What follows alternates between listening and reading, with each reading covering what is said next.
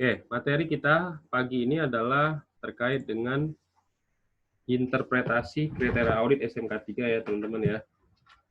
Berdasarkan peraturan pemerintah nomor 50 tahun 2012. Ya.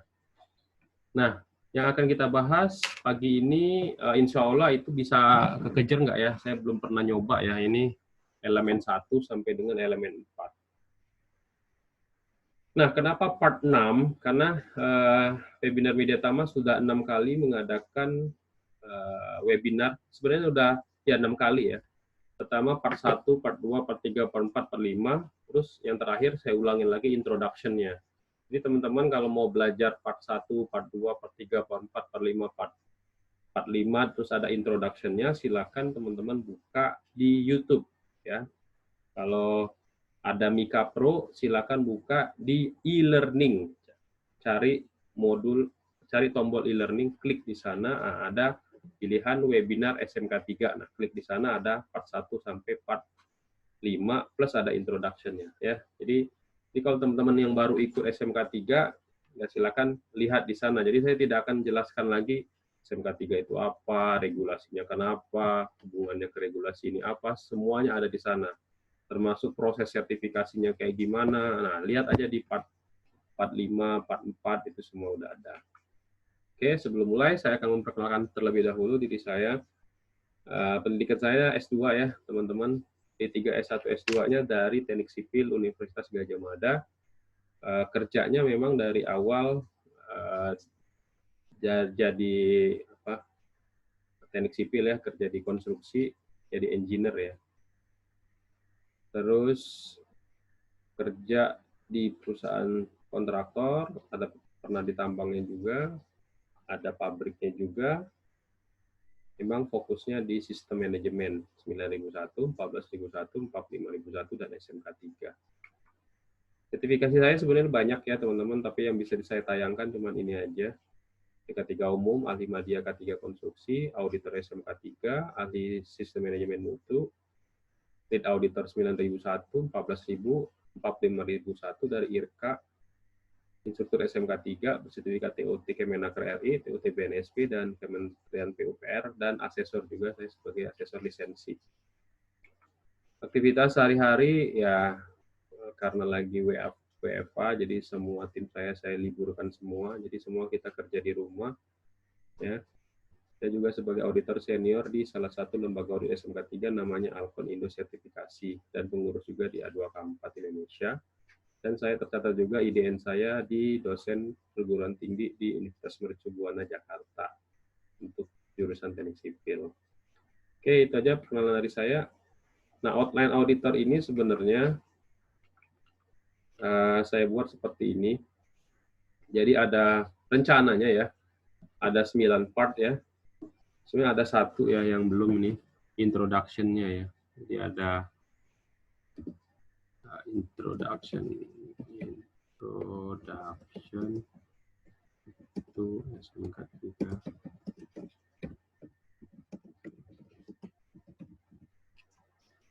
Jadi rencananya saya akan buat 10 video untuk SMK 3. Jadi yang sudah ada itu ada 6 video, silakan dicek di YouTube ya, atau di Mika Pro, untuk teman-teman bisa belajar. Nah, ini atas permintaan request juga nih dari teman-teman, Pak, mana interpretasinya gitu ya. Aduh, saya bilang ada 166 kriteria, ada 12 elemen, ya udahlah coba kita bagi 3. Tapi kalau misalkan hari ini tidak atau lebih dari 1 jam, 1 jam setengah, ya terpaksa saya bagi lagi menjadi 4 part gitu ya. Tapi nggak apa-apa, kita coba ya. Apa itu kriteria? Oke, nanti. Nah, kalau teman-teman ikut juga yang versi Kemenaker RI, itu ada 40 JP ya, yang mana satu hari itu 10 JP. Jadi 4 hari 40 JP. 1 JP itu 45 menit. Nah, ini kalau teman-teman ikut yang versi Kemenaker RI-nya. Jadi saya buat outline auditor itu bukan buat sembarangan buat, tapi memang sudah mengikuti alur dari kurikulum auditor SMK 3. Kenapa? Karena saya ngajar spesialis di SMK 3. Oke, kita belajar dari sini dulu. Sebelum kita masuk ke interpretasi, saya mengingatkan kembali bahwasannya SMK 3 itu ada 12 elemen ya. silakan buka di lampiran 1 ya. Di lampiran 1, lampiran 2. Nah, biasanya kalau 12 elemen ini lebih terlihatnya itu di lampiran 2. Kenapa? Karena lampiran 1 itu hanya membahas tentang prinsip SMK 3. Oke. Nah, dari 12 elemen ini turunlah menjadi sub-elemen. Ya, jadi teman-teman harus paham ya. Turun menjadi sub-elemen dengan jumlah 44. Ya. Lalu dari sub-elemen berubah lagi, turun lagi menjadi kriteria. Menjadi 166 kriteria. Jadi kalau teman-teman buka regulasinya, ya,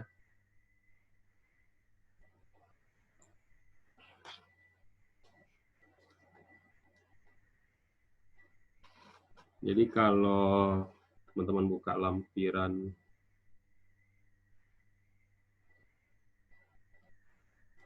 lampiran 1 ya, PP 50 tahun 2012. Nah, teman-teman cek di sana ya. Nah, di sana juga akan kelihatan kalau ada di sana di bagian lampiran 1 deh, lampiran 2 aja. Nah, di lampiran 2 itu kalau misalkan dia menggunakan 1 digit ya, 1 titik gitu ya. Nah, itu namanya elemen. Nah, ya. Tapi kalau dia sudah menggunakan 2 digit, 1.1 gitu ya. Misalkan ya, itu namanya sub-elemen. Tapi kalau sudah menggunakan 3 digit, 1.1.1, nah namanya adalah kriteria. Nah, kalau kita cek elemen itu ada 12. Sub elemen itu ada berapa tadi? 44. Kriteria ada berapa? 166. Nah, ini ya. Jadi kalau teman-teman buka di lampiran 2 itu strukturnya seperti ini. Nah, ketika kita melakukan audit yang dijadikan patokan untuk pelanggaran, oh ini ketidaksesuaian terhadap, nah terhadapnya itu adalah terhadap kriteria. Bukan terhadap klausul, karena di SMK 3 itu tidak ada klausul. Jadi kalau teman-teman sering mendengar auditor, wah ini pelanggaran nih ketidaksesuaian terhadap klausul sekian, SMK 3 itu nggak ada klausul. Ya, nah klausul itu adalah istilah yang digunakan untuk di ISO, jadi teman-teman harus bedain ya. Terus pelanggaran pasal nggak ada kalau teman-teman pelanggaran pasal SMK 3 itu nggak ada, adanya pelanggaran kriteria. Oke, saya. Nah, kalau teman-teman audit SMK 3, pastikan dulu SMK 3 itu auditnya itu berapa kriteria. Kan SMK 3 dibagi menjadi 3 tingkatan ya. Ada yang namanya tingkatan awal, ada namanya transisi, ada namanya lanjutan. Nah, nanti teman-teman lihat lagi video saya ada di part 4 dan part 5 ya. Nah, kalau awal itu 64, 122 transisi, dan lanjutan itu 166. Jadi ketika kita melakukan audit, baik itu internal ataupun eksternal, pastikan dulu ini perusahaan ngambil berapa kriteria. 64, 122, atau 166. Kalau dia ngambil 64, berarti kita cek nih di dalam tabel interpretasi kita, ya mana saja kriteria yang masuk ke awal, tingkat awal. Jadi tingkat awal, transisi, dan lanjutan itu sudah ada tabelnya. Jadi kita sebagai auditor ataupun perusahaan sebagai auditi tidak bisa memilih, saya mau kriteria ini, saya mau kriteria ini. Nggak bisa. Ya, itu ada di bagian tabelnya ya, ada tabelnya. Semuanya ada tabelnya. Nah, buka aja tabel lampiran 2. Nah, gitu. Ya. Oke, nah saya lanjutin lagi. Oh ya, perusahaan ambil awal, transisi, dan lanjutan, ya monggo yang mana dia mampu ya. Sekarang tidak ada kewajiban mau ambil awal untuk perusahaan kecil. Lanjutan untuk perusahaan besar itu nggak ada. Nah, detailnya silakan buka di part 5 atau part 4 ya. Tonton aja di sana. Oke, saya lanjutin lagi. Nah, Untuk part 1 di dalam, oh ini saya ganti, jangan part 1 ya, part 6 aja.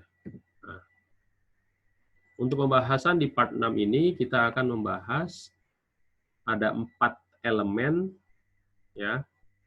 Kriterianya banyak banget nih ya, 26, 14, 8 sama 7. Nah, ini saya nggak tahu nih cukup apa enggak, kita bahas nanti ya. Kita coba. Jadi seperti itu ya teman-teman ya. Ada 4 elemen. Jadi part 6 itu 4 elemen, part 7 nanti 4 elemen, part 8 itu nanti 4 elemen. Jadi ada 12 elemen kita akan bahas dengan kriteria total ada 166 kriteria. Oke, kita bahas di elemen 1. Nah, silakan teman-teman buka checklist audit yang ada di Mika Pro ya. Jangan tanya ke saya, Pak, ini bisa di-share nggak? Ya, silakan buka di Mika Pro ya, karena saya sudah punya prinsip semua modul webinar itu ada copyright-nya. Silakan cek di Mika Pro. Ya, kalau teman-teman rajin, ya cek aja tuh di Mika Pro.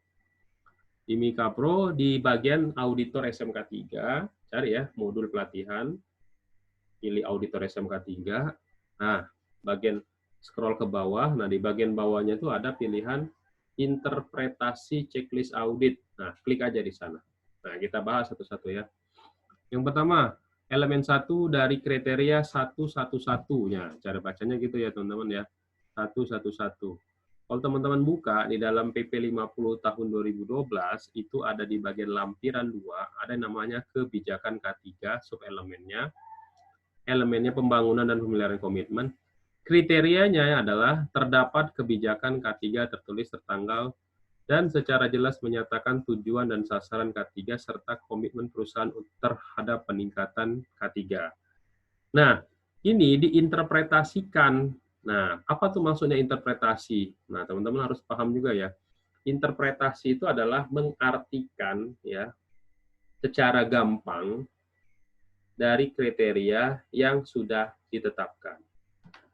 Apa itu? Nah, bahasa awamnya kayak gini. Kalau kita belajar Al-Quran ya, kalau kita hanya baca aja, nggak tahu artinya, nggak kurang paham tuh. Apalagi kalau langsung diartikan secara harfiah langsung bahasa Indonesia-nya nanti tambah bingung gitu. Nah, termasuk bahasa hukum, ini kan bahasa hukum ya BP 50 tuh ya. Kita artikan menjadi bahasa yang gampang untuk dimengerti. Nah, mentafsirkan itu, membahasakan lagi, itu namanya interpretasi. Siapa yang membuat interpretasi itu? Nah, interpretasi itu sudah berkali-kali dievaluasi oleh auditor eksternal SMK 3 yang dikumpulkan oleh Kementerian Ketenagakerjaan setiap 1 tahun sekali melalui sarasehan auditor. Nah, salah satunya saya juga diajak, karena saya salah satu auditor senior di lembaga audit SMK 3 PT Alkon, jadi saya diajak untuk membahas interpretasi ini ya. Ada di Solo, di Bogor, di Jogja, berkali-kali ya interpretasi ini dibahas. Untuk apa? Untuk menyamakan persepsi. Jadi interpretasi ini dipakai oleh semua auditor, mau auditor eksternal, mau auditor internal ya. Itu bahasanya sama. Jadi itulah kelebihan kalau audit SMK 3 itu teman-teman beda seperti audit ISO. Kalau audit ISO ya checklist auditnya itu buat sendiri ya. Jadi antara si A, si B, si C itu akan berbeda. Namun kalau audit SMK 3 itu checklist auditnya itu sama antara si A, si B, si C itu sama. Ya. Kenapa? Karena sudah distandarkan melalui SMK 3 PP 50 tahun 2012 di lampiran yang kedua. Oke. Oke, kita akan bahas untuk yang interpretasi di kriteria 111. Oke. Jadi kalau ada kata-kata tertulis, tertanggal, dan ditandatanganin, jadi ketika kita menjadi seorang auditor, yang kita periksa adalah kebijakannya. Ingat ya, kebijakan itu ada dua nih teman-teman ya, ada kebijakan K3 secara umum, ada kebijakan K3 secara kekhususan. Ya, apa itu kekhususan, apa itu umum? K3 yang bersifat umum itu adalah kebijakan K3 yang ditandatanganin oleh direktur atau pucuk pimpinan di perusahaan. Isinya itu secara umum ada 3. Ya. Yang pertama, kalau teman harus cek ya, dia ada kata-kata untuk mencegah kecelakaan kerja dan penyakit akibat kerja. Ada nggak di situ kata-kata itu? Yang kedua, Ada nggak kata-kata kepatuhan regulasi?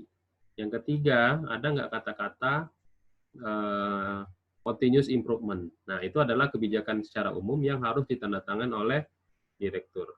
Tapi kalau kebijakan kekhususan, ya, itu ngomongin soal potensi bahaya yang ada di tempat kerja tersebut, ya, seperti kebijakan mengenai alkohol, obat-obatan terlarang, minuman keras, HIV/AIDS, terus kalau ada potensi bahaya di ketinggian harus ngapain, ada bekerja di confined space harus ngapain, itu harus dibuat semua, ya. Di sini lagi hujan deras nih teman-teman ya, mungkin kalau suara hujan masuk ya mohon maaf ya. Ini sinyalnya juga kedip-kedip nih. Jadi kalau teman-teman mengaudit di kriteria 111, pastikan ya yang pertama ada nggak tertulis tuh, ada tanggalnya nggak di bagian bawahnya.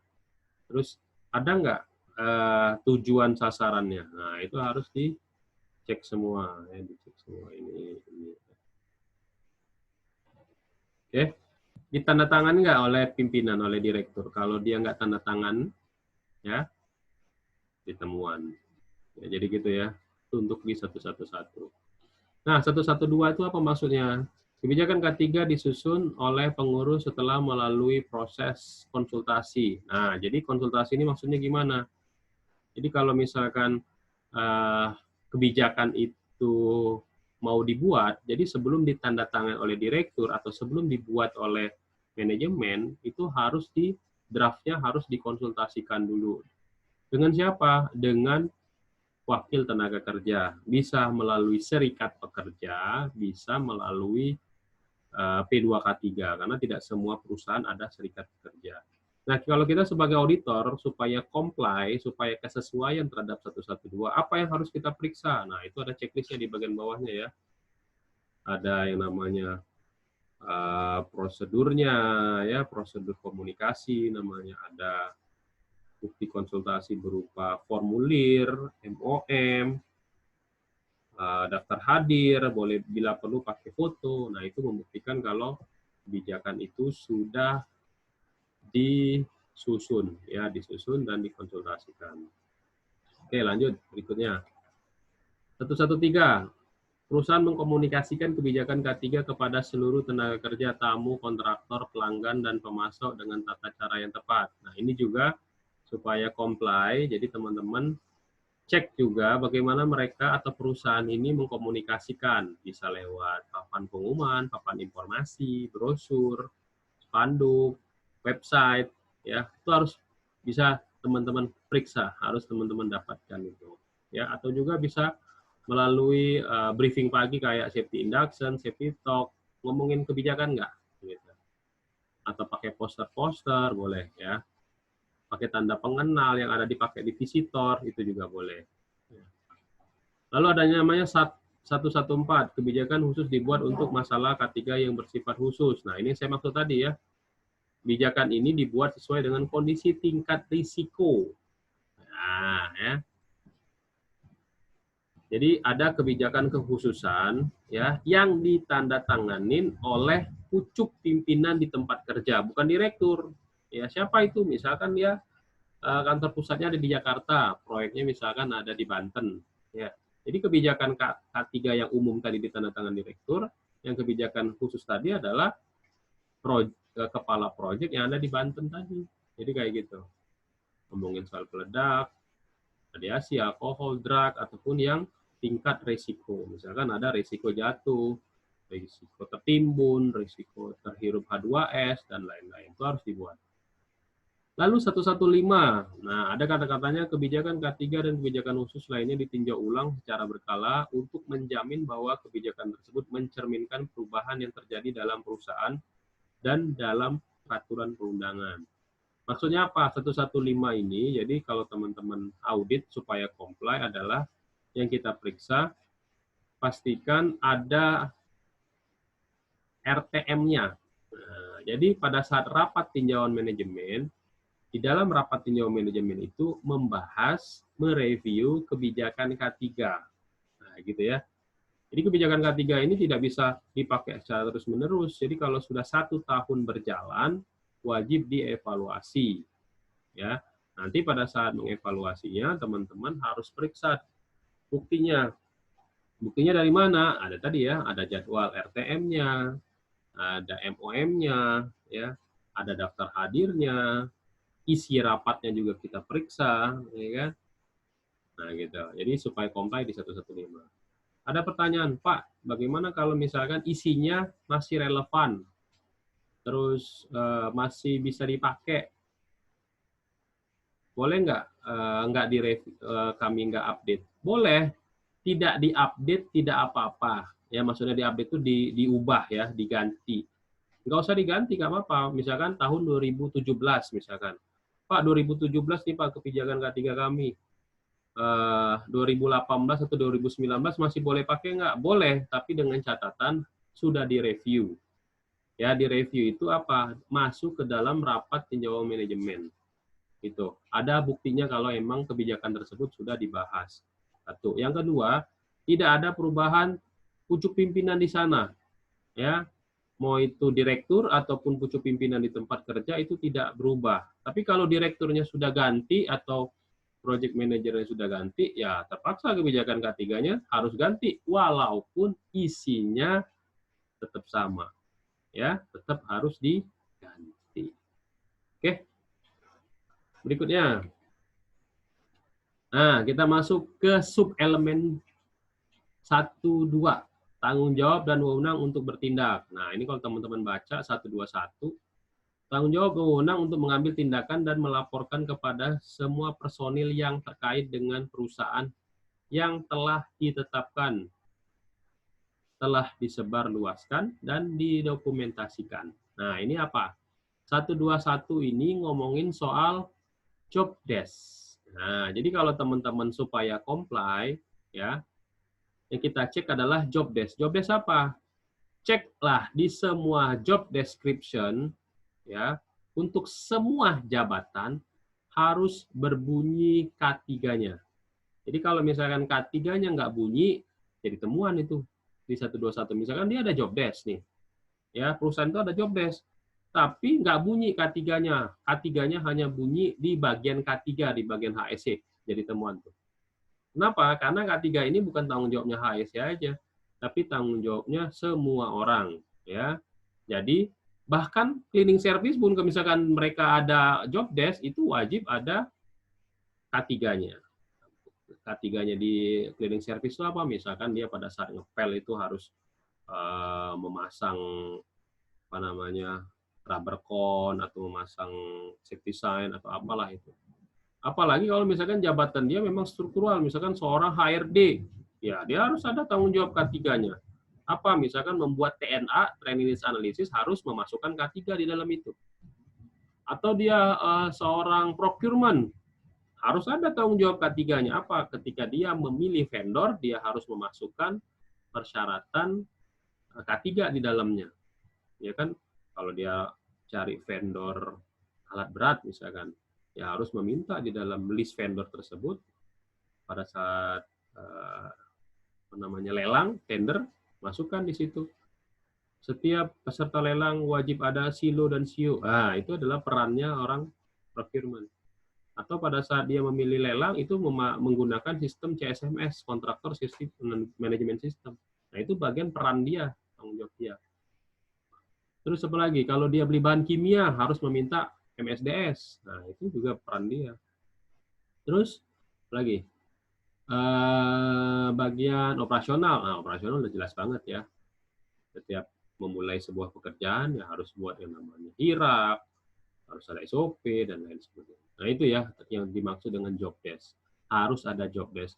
Termasuk juga ada job desk yang mengkhususkan siapa yang berhak menghentikan pekerjaan jika melihat adanya potensi bahaya. Nah, itu di 121 tuh. Biasanya kami cari ada di 121. Kalau nggak ada, itu temuan. Ya. Oke, lanjut. 122. Penunjukan penanggung jawab harus sesuai dengan peraturan. Nah, apa ini? 122 itu mengkhususkan SKP. Nah, jadi kalau kita periksa misalkan ahli K3 umum misalkan, dia sebagai sekretaris P2K3 misalkan gitu ya. Kita cek tuh SKP-nya. Masih berlaku nggak SKP-nya? Ingat ya, berlakunya SKP itu berdasarkan Permenaker 02 tahun 92, ya. Ada 3 atau ada 4 nih. Yang pertama, ya, orang ini masih bekerja di instansi tersebut. Ya, terlihat dari mana? Di SKP-nya itu PT-nya itu sama dengan PT-nya yang dia kerja. Kalau PT-nya berbeda, nah itu udah expired tuh, walaupun waktunya masih berjalan. Yang kedua, status berlakunya si SKP, misalkan 3 tahun kan SKP itu, nah udah lewat tuh, nah itu udah nggak berlaku. Nah, itu temuannya tuh ada di 122 tuh. Yang ketiga, mengundurkan diri udah jelas ya, mengundurkan diri menjadi ahli K3. Yang keempat, meninggal dunia. Atau pinjam SKP dari orang. Nah, itu juga temuan tuh di 122 ya. Jadi 122 tuh fokus di SKP ya teman-teman ya. Kalau misalkan teman-teman periksa ahli K3 listrik, nah cek tuh SKP ahli K3 listriknya. Periksa ahli K3 kebakaran, cek SKP-nya ya. Jadi semua terkait dengan SKP itu ada di 122 ya. Kalau lisensi atau SIO-nya di mana, Pak? Nanti itu ada di 1251. Nah, itu nanti kita bahas ya. Di S122 ini lebih memfokuskan di SKP. Ingat, SKP, surat keterangan penunjukan, bukan sertifikat. Ya, karena sertifikat itu ada pembahasan khusus. Pak, bagaimana dengan auditor internal SMK 3? Ada nggak SKP-nya? Itu banyak nanya ke saya. Auditor internal SMK 3, kalau teman-teman training auditor SMK 3, itu yang teman-teman dapat, yang Kemenaker itu tidak tertulis itu apakah auditor internal atau auditor eksternal. Ya, nah, teman-teman nanti cek tuh di part 5 ya, part 5 atau part 4. Di training auditor SMK 3 Kemenaker hanya tertulis auditor SMK 3, gitu aja tulisannya. Ya. Nah, kalau dia bisa dinyatakan auditor internal, SKP-nya dari mana, Pak? Kalau memang Kemenaker nggak ngeluarin. Nah, SKP-nya dari SK Direktur. Jadi nanti Direktur mengeluarkan SK, surat keterangan, kalau memang si A ini sebagai auditor internal SMK 3, PTX dari tanggal sekian sampai tanggal sekian. Itu harus ada. Jadi kalau teman-teman nanti jadi auditor internal SMK 3, surat penunjukan dari direktur itu penting banget ya teman-teman ya. Fungsinya buat apa? Supaya teman-teman tahu jam terbang ya, ingat supaya tahu jam terbang. Untuk apa jam terbang? Nah, silakan buka di part 4. Jam terbang itu maksudnya supaya kalau nanti kalau teman-teman tertarik untuk ikut menjadi auditor eksternal. Nah, untuk jadi auditor eksternal itu harus punya pengalaman 5 kali sampai 10 kali menjadi auditor internal SMK 3. Dibuktikan dari mana? Dari SK Direktur kalau teman-teman sudah jadi auditor internal SMK 3. Ingat ya, SK Direkturnya kalau bisa per orang, jangan yang gelondongan. Saya nggak mau kalau misalkan dikasih SK itu yang gelondongan. Misalkan audit tanggal sekian tanggal sekian, terlampir auditornya banyak banget, saya nggak mau itu. Jadi saya minta, Pak, bisa nggak kalau dibuat SK-nya itu untuk satu orang satu. Nah, gitu. Terus yang kedua, kalau teman-teman nanti suatu saat ngelamar kerja di interview, apa kelebihan Anda? Oh, saya seorang auditor nih, Pak. Nah, buktinya mana? Nah, ini adalah bukti saya. Saya pernah jadi auditor internal SMK 3. Ini ada SK Direktur. Gitu ya. Jadi ada pembeda dan teman-teman bisa bergaining gaji ya nantinya. Itu ya pengalaman saya. Oke, lanjut ya. Nah, karena ini materinya banyak, tadi malam saya nggak sempat tuh buat PowerPoint-nya, kita langsung buka ke ininya aja ya. Nah, kalau teman-teman cek di Mika Pro ada checklist audit, nah silakan buka checklist auditnya seperti ini. Pak, minta Pak filenya, ya buka aja Mika Pro ya. Supaya teman-teman bisa terhubung terus di Mika Pro ya. Kecuali kalau nanti teman-teman ikut yang training auditor SMK 3 Kemenaker RI. Ya, saya kasih semua file-file ya. Karena ada copyright-nya, konfidensial itu. Oke, lanjut ya. Udah tadi ya, kita masuk ke 1, 2, 3. Nah, ini ya.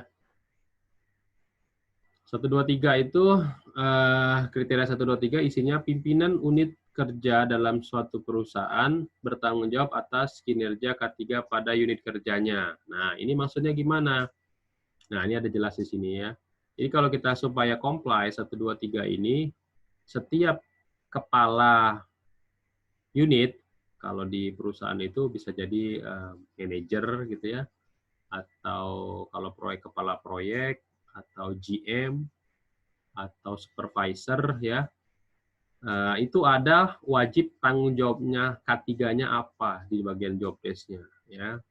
Terus kalau dia ada meeting, ada nggak memasukkan setiap rapat-rapatnya itu topik terkait dengan K3. Kadang nih kalau kita ngelihat pimpinan perusahaan itu kan yang pegang kendali itu, kalau pada saat rapat selalu yang ditanya, apalagi kalau direktur ya, apalagi kapro ya, apalah itu ya kalau di proyek tuh. Setiap rapat yang ditanya pertama kali apa?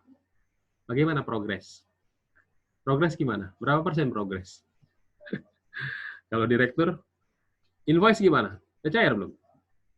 Ada yang tertunda nggak? Gitu ya. Nah, masuk di 123 itu tanggung jawabnya itu adalah, salah satunya adalah pada saat rapat itu ya, rapat pertama kali itu ya safety dulu yang diomongin dong harusnya ya. Jangan ngomongin yang lain. Nah, saya pernah audit di salah satu perusahaan PLN dan anak perusahaan PLN juga. Itu mereka sudah buat template. Dan di BUMN Karya itu juga sekarang setiap untuk rapat apapun itu ada template-nya, ada safety di sana ya. Safety yang dibahas pertama kali ya. Itu yang dibahas pertama kali. Oke. Jadi ada tanggung jawab ya. Jadi setiap job desk-nya pimpinan itu ada tanggung jawab. Nah, cek job desk-nya ya. Format checklist inspeksi bisa juga nanti dia ada kata Pak M itu, Pak Emanuel kemarin, pimpinan unit kerja itu turun ke lapangan. Istilahnya itu dia inspeksi keliling ke lapangan. Nah, ada nggak dia dijadwalkan itu? Ya, supaya tahu tuh, ya kan. Apa istilahnya ya, direktur turun ke lapangan. Nah, itu apa itu istilahnya, lupa ya. Oke, 124. Kita bahas lagi. Pengusaha atau pengurus bertanggung jawab secara penuh untuk menjamin pelaksanaan SMK 3. Nah, apa isinya? Nah, ini. Kalau teman-teman audit di 124, ceklah visi misinya ya. Visi, misi dan program. Kalau dalam visi dan misi tidak berbunyi K3 ya, teman-teman bisa jadikan temuan. Nah, SMK 3 itu detail banget. Jadi kalau teman-teman audit SMK 3 ada visi perusahaan PT Maju Bersama Jaya gitu. Dalam visinya itu bunyi K3-nya enggak? Termasuk misinya juga ada bunyi K3-nya enggak? Nah, kalau hanya bunyinya kepuasan pelanggan, target, tidak ada cacat. Nah, itu ISO 9001 semua ya. Nah, kalau bisa ada bunyi K3-nya juga di visi dan misi. Termasuk juga, nah ini ada tulisan di bawahnya nih ya, ada program K3 dan alokasi anggaran. Nah, ini biasanya saya cek nih. Ya, jadi kalau teman-teman pengen lihat perusahaan itu komitmen atau tidak terkait dengan K3, biasanya kalau di teknik wawancara pada saat saya audit SMK 3, itu pertanyaan terakhir yang saya ajukan ke manajemen, ya, pamungkasnya adalah, Pak, perusahaan ada budget K3-nya nggak? Kira-kira berapa, Pak, budget K3-nya untuk satu proyek? Itu kalau proyek ya. Kalau pabrik, ya paling saya langsung nembak, Pak, berapa Pak kira-kira budget anggaran untuk K3 untuk tahun depan? Nah, gitu. Nah, kalau misalkan si direkturnya bilang, wah budget kami unlimited, tidak ada batas. Nah, itu bullshit, bohong tuh. Biasanya itu kontraktor tuh ya. Kalau bilang budget K3 itu unlimited itu bohong tuh ya. Jadi kalau teman-teman ada yang ngomong kayak gitu ya jangan dipercaya ya. Mana ada secara logika nih seorang direktur CEO atau BOD ya tidak menghitung-hitung anggaran, nggak ada ya. Semua direktur itu concern-nya tuh di anggaran. Jadi kalau teman-teman ada yang bicara kayak gitu itu bohong. Atau ada yang bilang kayak gini, anggaran K3 kami itu 10%, Pak. Itu bohong juga gitu. Kenapa? Kalau saya, kalau dia bilang 10%, saya langsung bilang kayak gini, Pak, misalkan nih Pak ya, Bapak dapat tender nih 10 miliar ya. Terus Pak, kalau Bapak bilang 10%, berarti 10% dari 1 miliar, dari 10 miliar itu berapa Pak? 1 miliar kan Pak? Nah, Bapak ikhlas nggak Pak? 1 miliar itu kita gunakan untuk K3. Pikir dia. Nah, lu kan? Atau nggak usah 1 miliar deh. Nggak usah 10 miliar, 1 miliar aja. Misalkan ada dapat tender 1 miliar. Ya, dia ngomong 10% dari 1 miliar. Berarti 100 juta. Nah, ikhlas nggak dia 100 juta? Ya kan? Nggak mungkin lah ikhlas ya. Jadi cara menjawabnya kayak gimana? Nah, kalau misalkan perusahaan tersebut memang benar-benar mengimplementasikan SMK 3 dengan baik, dia akan jawab kayak gini.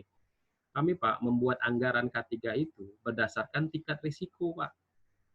Jadi kami melakukan hirak dulu, mengidentifikasi bahaya, menilai, dan mengendalikan. Nah, pada saat mengendalikan risiko akan timbul biaya di sana. Kenapa? Karena tempat kerja itu berbeda-beda, Pak, tingkat potensi bahayanya gitu. Kalau kontraktor jawab yang bagus tuh kayak gitu. Contoh gini, dia kontraktor gedung nih, ini kontraktor jalan gitu ya. Kontraktor gedung misalkan dengan proyek 1 miliar. 1 miliar kecilan ya. 10 miliar ya. Bangun gedung 10 miliar. Bangun jalan 10 miliar. Nah, kalau teman-teman lihat nih, gedung sama jalan ini, kira-kira anggaran K3-nya sama nggak? Beda kan? Walaupun sama-sama 10 miliar. Kenapa? Karena tingkat risikonya berbeda. Nah, maka dari itu, kadang itu kita, orang proyek itu kadang nggak bisa kalau kita bilang langsung sekian persen, nggak bisa. Memang harus benar-benar dicek tingkat risikonya. Ada lagi pertanyaan, Pak, gimana Pak kalau misalkan nih, kami diminta cepat oleh direktur untuk menghitung berapa sih anggaran budget K3 kami. Nah, dulu di asosiasi pernah membuat dulu ya semacam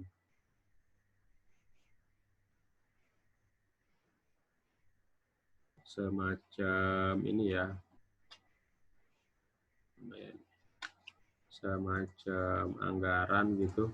Ini saya sini dulu kali ya.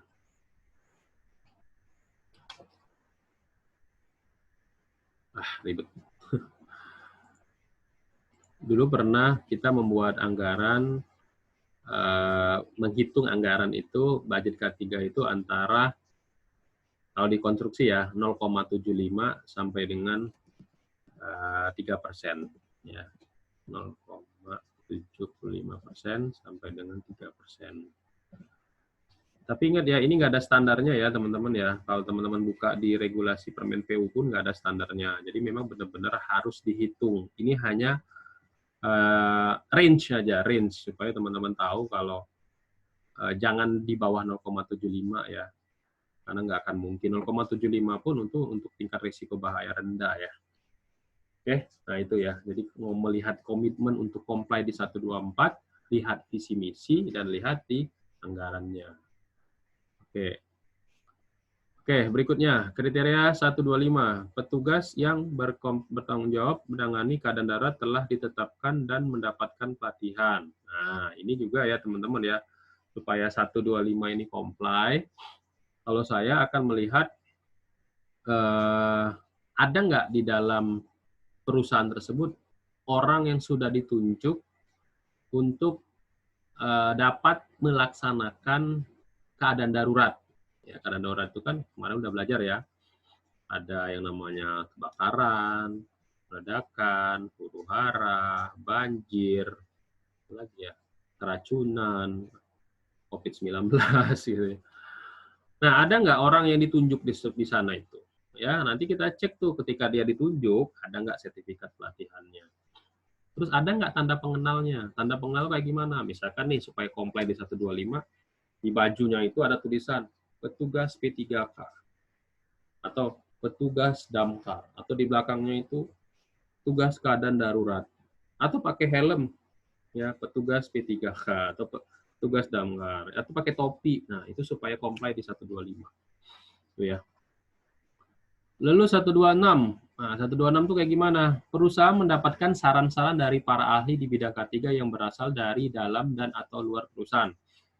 126 ini lebih ke arah gini teman-teman. Kalau teman-teman sering atau pakai konsultan ya. Konsultan itu adalah memberikan saran tuh, ya. Saran-saran dari konsultan itu kalau bisa dikumpulkan berupa MOM boleh, ya. Atau kalau kita ke project itu ada yang namanya work permit. Nah, work permit itu kan di bagian bawah itu kan ada notes-nya itu. Nah, notes-nya itu adalah saran dari pihak eksternal. Ya. Ada RKS atau kontrak. Nah, itu kan sebelum ditandatangan kontrak itu kan banyak banget tuh coretan-coretan tuh. Nah, coretan-coretan itulah adalah saran ya. Itu dikumpulin tuh. Ya. Sebelum adanya apa ya? Kalau di konstruksi itu namanya RK3K, rencana K3 kontrak. Nah, itu kan sebelum ditandatangani kan ada coret-coretan tuh, saran-saran. Nah, itu boleh dipakai.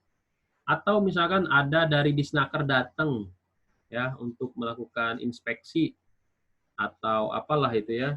Nah, rekomendasi-rekomendasi dari saran-saran dari pihak eksternal itu dikumpulin supaya comply di 126. 127, kinerja K3 termuat dalam laporan tahunan perusahaan atau laporan yang setingkat. Nah, ini ngomongin soal kinerja K3 ya, teman-teman ya.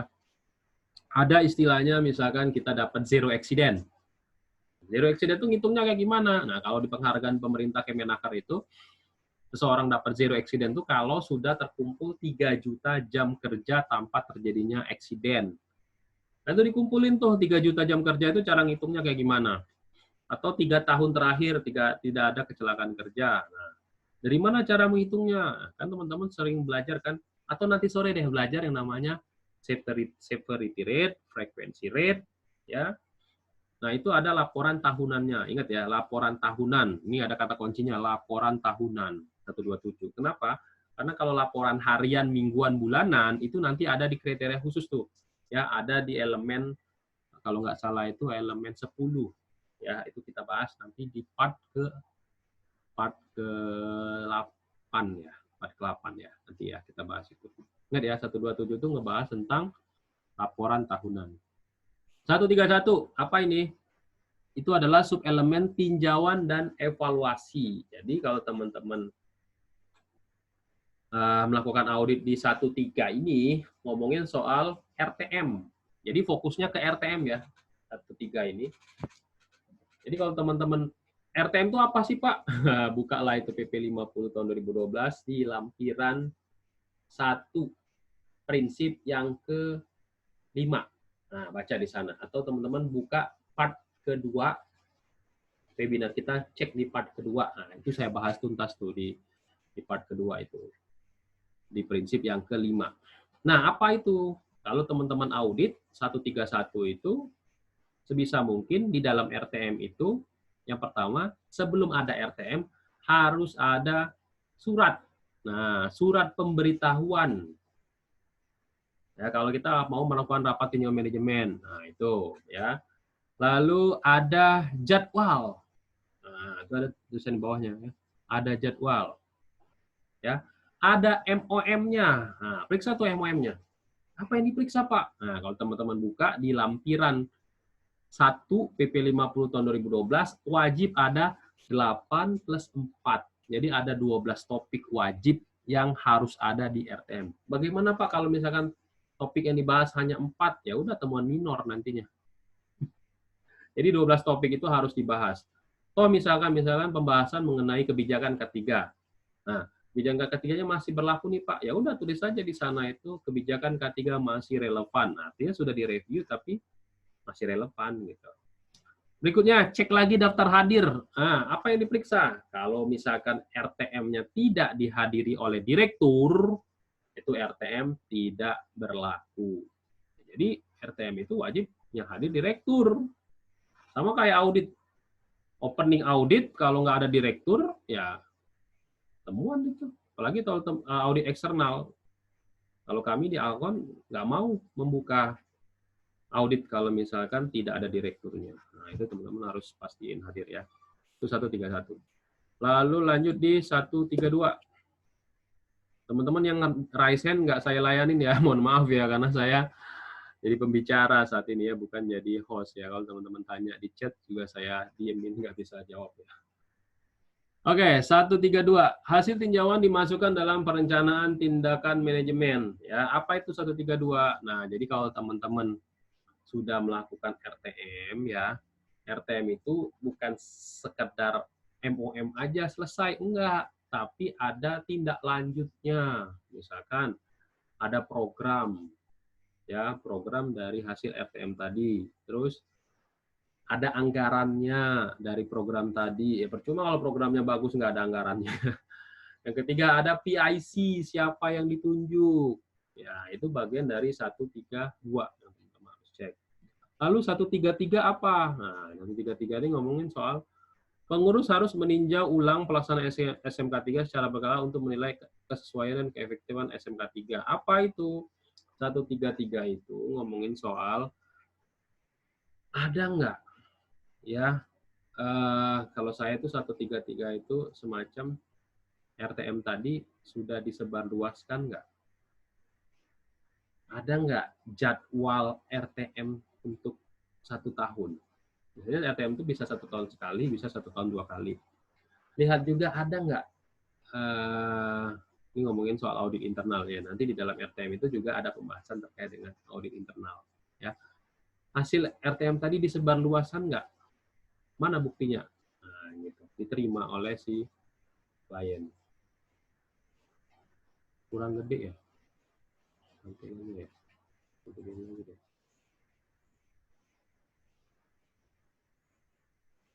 Kalau teman-teman pakai Zoom bisa di zoom ya ininya ya. Bisa kelihatan ya. Saya gede lagi deh.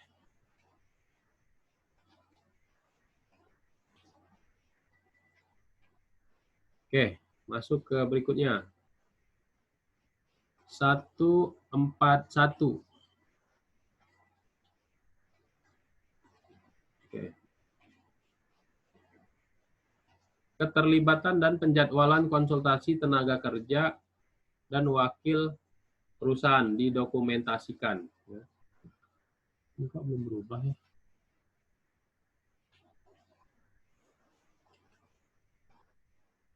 Ya, dari tadi saya ngomong ini nggak tampil dong, Mbak.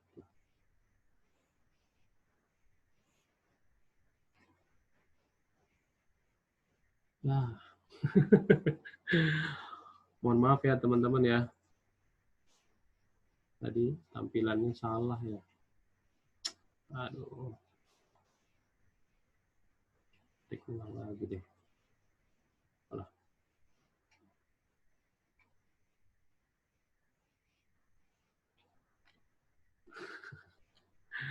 Inilah kalau host dan pembicara itu sama ya.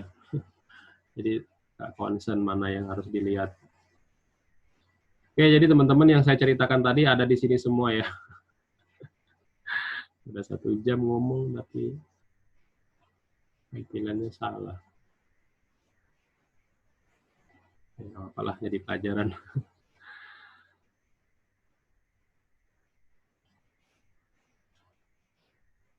Kita sampai mana tadi ya? 14 ya.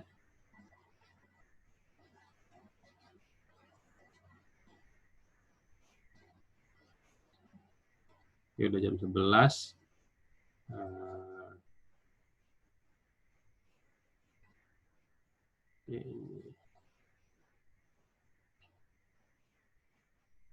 Oke, saya rasa udah cukup dulu ya. Tampilannya salah. Mungkin nanti saya offline, saya take ulang lagi, saya upload ke YouTube ya.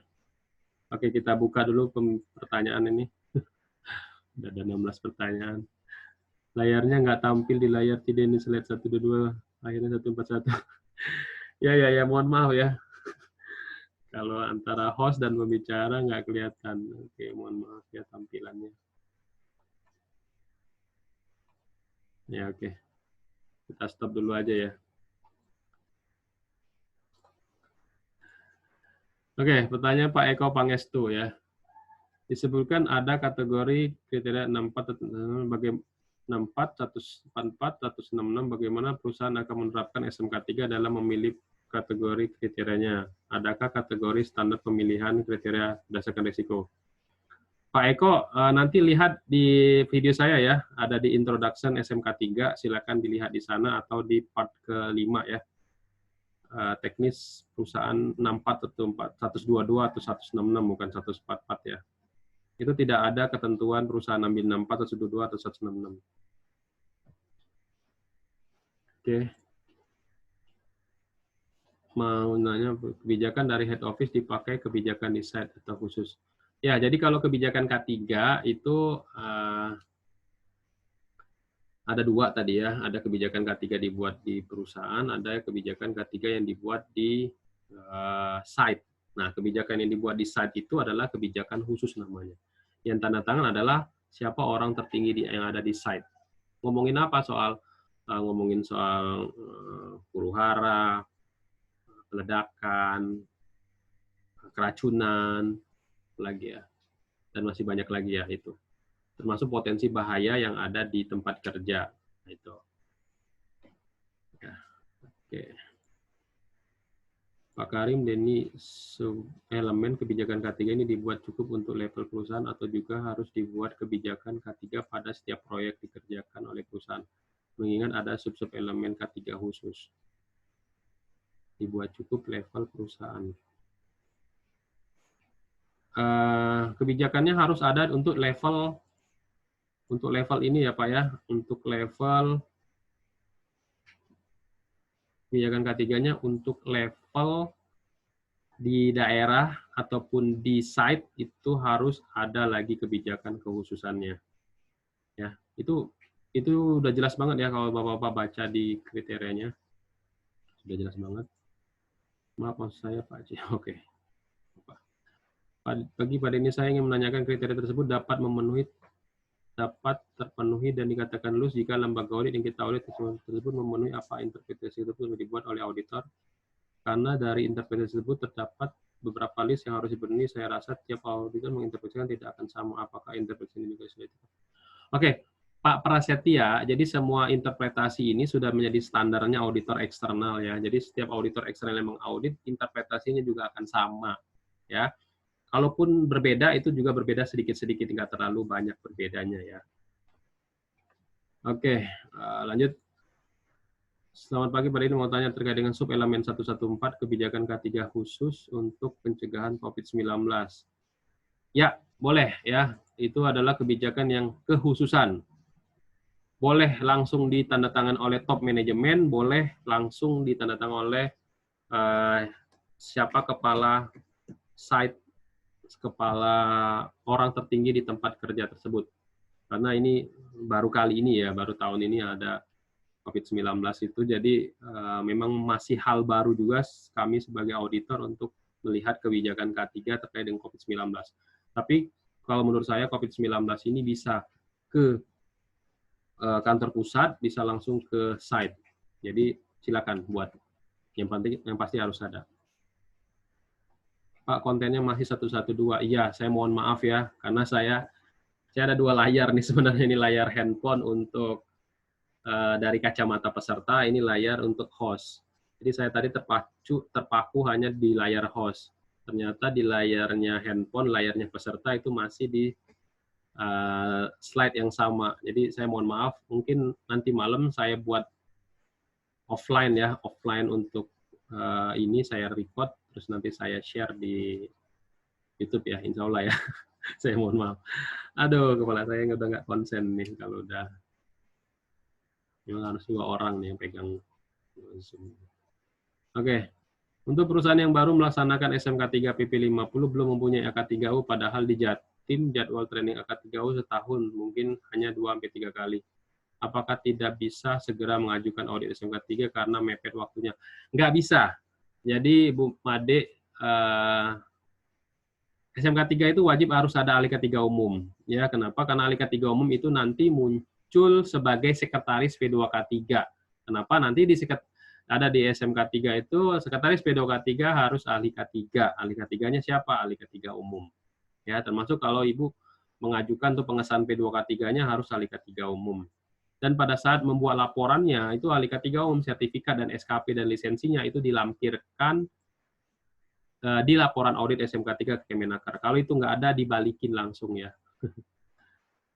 Untuk anggaran K3, setiap proyek pasti berbeda minimal berapa persen dari anggaran. Nah, itu saya sudah bilang ya. Dulu pernah kita di asosiasi buat cara berhitungnya itu dapatlah rata-rata anggarannya itu 0,75-3%. Cara ngitungnya kayak gimana? Nah, ngitungnya itu kalau teman-teman pernah belajar kurva S ya, atau belajar ya belajar kurva S lah ya, atau belajar rata-rata ya. Jadi kita ambil, misalkan proyek itu udah selesai itu Pak, kan ada yang namanya LPS ya, laporan proyek selesai. Nah di laporan proyek selesai itu kalau kami dulu ada namanya cost code, kode khusus ya, cost code itu, kode khusus untuk pembiayaan. Jadi di cost code itu ambil kode tentang safety, berapa rupiah duit yang sudah dikeluarkan untuk safety. Nah, nanti dikumpulkan semua tuh untuk semua proyek, ya nanti kita bisa rata-ratain dapatlah berapa persen dari nilai kontrak proyek tersebut. Mas Denny, kontennya masih 122. Iya, Pak, mohon maaf saya karena pada saat host lagi presentasi, chattingan-chattingan Bapak ini nggak kelihatan semua, Pak, ya. Makanya harus ada 2 orang ya, saya nggak ngelihat dari sini sama dari sini, mohon maaf ya. Pak Denny, apakah standar elemen SMK 3 ini sama dengan standar 45001? Beda ya, SMK 3 itu ada 166, ISO 45001 itu hanya kisaran 20 klausul. Jadi harus ada membuat matrik korespondensinya ya. Nah, untuk sekarang kita nggak bahas dulu ya matrik korespondensinya Pak Jaya ya. Sekarang kita bahas tentang interpretasinya dulu. Saat ini melaksanakan ISO, apakah saya bisa ambil sertifikasi auditor SMK 3? Boleh Pak, asalkan Bapak harus sudah ahli K3 umum. Jadi untuk ikut training auditor SMK 3 harus ahli K3 umum dulu, baru bisa ikut auditor SMK 3. Untuk ikut ahli K3 umum, pendidikannya harus minimal D3. Ya. Oke, kalau mau tanya langsung aja tanya ya, ini saya jawab semua nih. Ya, saya menebus kesalahan saya ya. Aduh, mohon maaf sekali ya, udah tik lama-lama. Kriteria 122, gimana kalau di saat audit SKP K3 umum masih ada provider PJK 3, Kementerian Kos diperpanjang dan dirubah atas nama perusahaan sekarang, apakah bisa jadi temuan? Pak Evi Faruk, Pak Evi apa Ibu nih? Jadi gini, yang berubah itu bukan, kalau PJK 3-nya kan, kalau di SKP kan nggak muncul Pak, Bu. Ya, kalau sertifikat, iya, kalau di sertifikat diselenggarakan oleh, nah muncul. Tapi kalau di SKP itu tidak muncul provider PJK 3-nya. Yang muncul itu adalah nama PT-nya. Kalau misalkan PT, misalkan Ibu kerja di PT Angin Ribut, tapi di SKP-nya masih berbunyi PT Jaya Bersama. Nah, itu jadi temuan. Ya, kayak gitu. Seumpama ada 4 ahli K3 umum, ternyata ada 3 SKP yang sudah expired dan masih atas nama perusahaan nama, apakah bisa jadi? Ya, jadi temuan. Temuannya minor ya. Kalau temuan major itu kalau nggak ada SKP sama sekali. Itu minor ya. Itu ya, silakan buka major minor itu apa di part kelima. Saya izin bertanya Pak, untuk topik tinjauan manajemen apakah bisa digabungkan dengan ISO? Ya, boleh. Jadi RTM, rapat tinjauan manajemen, boleh digabungkan, diintegrasikan dengan ISO 9001, 14001, 45001. Namun, teman-teman harus pastikan 12 topik tadi yang ada di PP 50 tahun 2012, lampiran 1, itu harus masuk semua. Kalau cuma 1-2 aja yang masuk karena mengintegrasikan, ini sering seperti itu tuh kalau RTM yang sudah diintegrasikan, kadang topiknya dari 12 topik yang diwajibkan itu tidak dibahas, cuma dibahas sedikit. Itu jadi temuan. Bagaimana cara build SMK 3 yang baru? Awal banget ada K3-nya, sedangkan job desk safety officer overlap sama tugas perintilan nggak penting lainnya. Ya, ini udah dibahas oleh Pak Suatman Ramli kemarin ya. Kalau teman-teman lihat, kalau job orang K3 itu menjabat di, misalkan dia orang HR, dia menjabat juga sebagai orang ahli K3 gitu ya. Ya kalau organisasinya kecil nggak masalah ya, tapi kalau organisasinya besar masih menjabat double kayak gitu, itu saya jadikan temuan teman-teman ya. Tapi kalau organisasinya kecil misalkan hanya karyawannya hanya 15 orang, hanya 12 orang, atau cuma 10 orang, ya mau nggak mau kita nggak bisa maksain, karena nggak ada ketentuan juga di Kemenaker itu kalau seorang safety officer tuh harus berdiri, harus apa namanya, fokus dengan kerjaan dia atau gitu. Nggak, yang penting di dalam job desk-nya, walaupun dia misalkan dia seorang HR, dia juga seorang safety officer, ahli K3 umum misalkan, dia juga ahli K3-nya. Nah, harus jelas di P2K3-nya. Ya, nanti di P2K3 itu kan ada sekretaris. Ya kan di lehernya si direktur. Nah, taruh di sana dia, walaupun di bagian bawahnya ada anggota, anggotanya itu adalah perwakilan dari untuk masing-masing divisi, boleh juga dimasukin 2 nama, sini-sini, sini-sini. Boleh. Yang nggak boleh itu misalkan organisasi, misalkan ada direktur, segala macam, ya. Si sekretaris P2K3-nya tadi ditaruh di bawah HR. Nah, itu nggak boleh ya.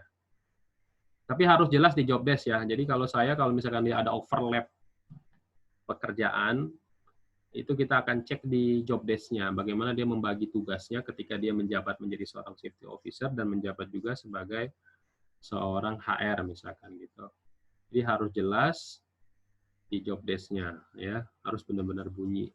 Jadi kalau misalkan baru menerapkan SMK 3, jangan ngambil yang 166, ambil yang 64 kriteria aja, itu tingkat awal. Izin Pak untuk masukkan penyusunan kebijakan stop hard working. Ya, itu di setiap perusahaan beda-beda ya, untuk menyetop sebuah kegiatan, kalau misalkan ada potensi bahaya, itu setiap perusahaan berbeda-beda. Silakan didiskusikan ya. Kalau saya dulu, misalkan ada orang yang bekerja di ketinggian, misalkan tidak menggunakan body harness, itu yang berhak untuk menghentikan pekerjaan itu levelnya mulai dari supervisor ke atas ya. Kalau supervisor ke bawah itu kami belum boleh ya. Karena apa? Karena ada proses produksi di sana ya. Khawatir nanti ketika dia stop aja tapi nggak ngerti proses produksi itu membahayakan orang lain yang ada di sekitarnya. Ini malah manajer ya, supervisor manajer lah itu udah levelnya. Saya mau bertanya, apabila perusahaan telah lulus audit awal dan mau mengajukan audit transisi dan ujian, apakah elemen yang ada di audit awal itu dicek ulang? Iya, betul. Ya, kalau misalkan dia resertifikasi dari awal 64 ke 102 atau 166, semuanya harus diperiksa. Ya, semuanya harus diperiksa. Dan ingat, 64 ke 122 itu teman-teman harus jalani 3 tahun dulu. Boleh nggak Pak, sebelum 3 tahun kami ajukan ke transisi? Boleh aja, tapi wasting money, wasting time. Ya, silakan kalau misalkan perusahaannya punya banyak duit, nggak apa-apa. Tapi sayang aja gitu. Jadi harus diperiksa semua. Pak, oke. RTM harus dijadikan direktur dalam RTM, padahal kami berada di holding saja, apakah masih dihadirkan? Oke, tergantung ya, ini dari Pak Rudi Mulyana. Kalau misalkan pimpinan tertinggi Anda, misalkan dia ada perusahaan PMA ya, PMA itu di Indonesia dia orang tertingginya adalah plan manager gitu. Direkturnya ada di Jepang, ya udah plan manager aja mentok di sana gitu loh. Ya. Atau GM-nya aja, misalkan di Indonesia hanya GM-nya aja yang tertinggi, ya udah GM aja. Maksud saya gitu ya Pak ya. Jadi maksud saya ada direktur itu misalkan dia semua di Indonesia, kantor pusat di Indonesia, ininya di Indonesia, ya itu direktur yang harus hadir gitu ya. Kalau misalkan dia PMA, ya mau nggak mau, ya cuman yang tertingginya aja di sini. Ya, gitu. Pak, izin bertanya, apakah ketua P2K3 harus seorang direktur? Jika seorang manajer, dia memang orang kepercayaan direktur. Nggak boleh. Ya. P2K3 harus ada kriteria khususnya ya, nanti kita bahas di part berikutnya. P2K3 harus pucuk pimpinan di tempat kerja atau di perusahaan. Kalau dia misalkan di kantor pusat, berarti pucuk pimpinannya adalah direktur. Itu menjadi ketua P2K3. Ya. Tapi kalau pucuk pimpinannya adalah di site, di proyek, kepala proyek yang harus jadi ketua P2K3. Nggak boleh GM. Ya. Ataupun siapa, manajer, nggak boleh. Itu jadi temuan. Ya. walaupun dia seorang kepercayaan. Ya. Direktur nggak mesti direktur utama loh teman-teman ya. Board of Director boleh ya. Misalkan direktur marketing jadi ketua P2K3 boleh ya. Board of Director. Kenapa direktur? Ya, karena direktur itu yang bisa mengambil keputusan secara cepat, termasuk soal anggaran. Ya, makanya pemerintah meminta pucuk pimpinan itu harus menjadi ketua supaya kalau misalkan ada anggaran yang mendesak gitu ya, itu harus segera diselesaikan. Ada keputusan-keputusan penting, nah itu level direktur itu harus. Jika misalnya visi misi nggak berbunyi K3, maka jadi temuan critical, major, atau minor. Visi misi nggak bunyi K3, temuannya minor. Yang penting ada visi misinya, ya. Kalau nggak ada visi misi, major dia.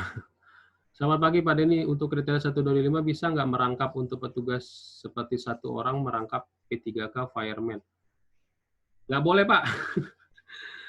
Dia seorang petugas P3K, dia juga seorang petugas damkar. Nanti ketika ada kebakaran, terus ada juga orang yang celaka, yang mana yang harus dia kerjakan duluan? Itu nggak boleh, ya. Kecuali kalau misalkan dia petugas damkar, ya, dia juga petugas evakuasi, masih boleh itu, ya. Atau dia petugas damkar, dia juga petugas penyelamat dokumen, nah itu boleh. Tapi kalau dia petugas P3K, dia juga petugas damkar, itu sama-sama penting dan diwajibkan oleh Kemenaker harus bersertifikat, itu nggak boleh, ya. Itu nanti implementasi di lapangannya akan bingung, apalagi pada saat drill. Nah, pada saat drill itu gimana tuh membuat skenario-nya? Nggak boleh ya Pak ya, mohon maaf. Jadi harus orang berbeda. Apakah dari Pak Junaidi, apakah apakah kita yang audit internal di perusahaan sendiri, lalu apakah bisa melakukan audit internal di perusahaan lain? Boleh Pak, Bapak kalau misalkan sudah punya sertifikat auditor SMK 3 Kemenaker, Bapak boleh melakukan audit internal di perusahaan lain, ya seperti benchmarking. Tapi yang jadi catatan, yang diaudit tadi perusahaannya ngasih izin nggak? Caranya gimana? Mintain SK direktur. Nah itu sering kita lakukan ya. Jadi alumni-alumni Media Tama yang auditor SMK 3, kita sering ngomong, kalau teman-teman lagi audit internal, tolong dong diajakin teman-teman yang lain tuh supaya dapat jam terbang. Nah, seperti itu. Jadi nggak mesti nunggu audit internalnya di perusahaan sendiri, kapan sampai 10 kali jam terbang gitu ya. Nah, jadi gitu. Boleh, Pak. Pak Denny, mohon info apakah dalam penerapkan SMK 3 sudah diterapkan di rumah sakit? Iya, SMK 3 rumah sakit itu Permenkes nomor 66 tahun 2016. Kalau teman-teman baca, di sana ada SMK 3 PP 50, mengingat, menyetujui. Mengingatnya itu ada SMK 3. Ada beberapa perusahaan yang sudah menerapkan SMK 3 PP 50 ya. Seperti di Siloam juga udah tuh. Siang Pak Denny, mau tanya untuk peraturan khusus di satu unit perusahaan seperti skenario presiden planning di unit boiler misal itu tanda tangan yang diperlukan hanya kepala site atau perlu top manajemen. Site aja Pak, Bu, nggak apa-apa. Ya, site aja, kepala site aja karena itu teknis ya.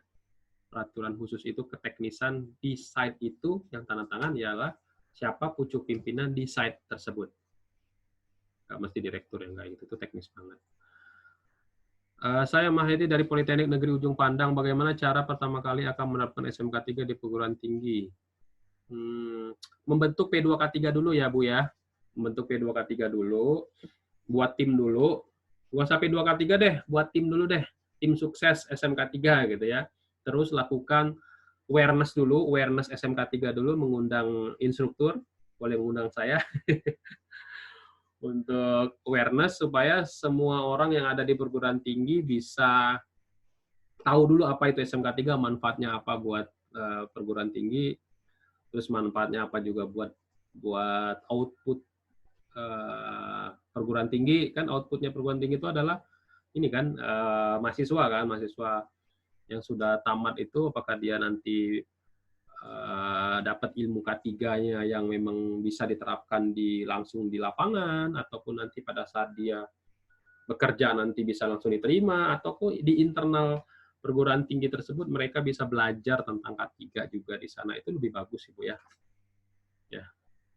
Jadi ada apa namanya pionir ya, pionir perguruan tinggi yang telah mengimplementasikan SMK 3. Nah, itu. Pak Junaidi, Mas, di share checklist untuk audit internal tingkat awal.